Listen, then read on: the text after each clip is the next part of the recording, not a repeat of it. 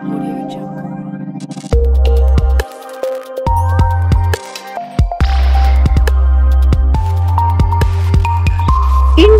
TV9 news Maharashtra.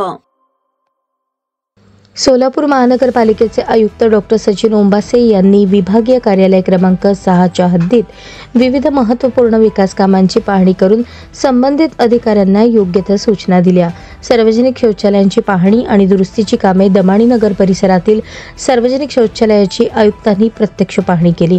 शौचालय दुरुस्तीची कामे पूर्ण करण्यात आली असून लाईट व्यवस्था, पाणी पुरवठा, स्वच्छता आणि नियमित देखभाल याबाबत त्यांनी समाधान व्यक्त केले।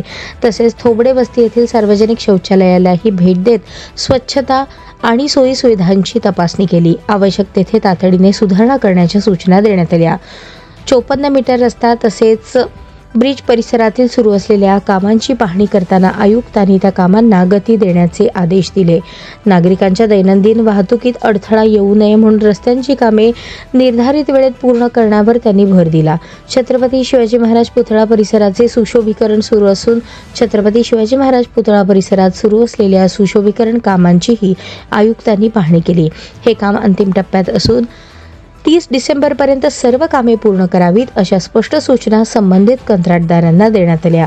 परिसर अधिक आकर्षक आणि व्यवस्थित होण्यासाठी विविध घटकांची पाहणी करण्यात आली। प्रकल्पांसाठी आवश्यक कामे नियोजित वेळेत पूर्ण करण्याचा आदेशही देण्यात आला।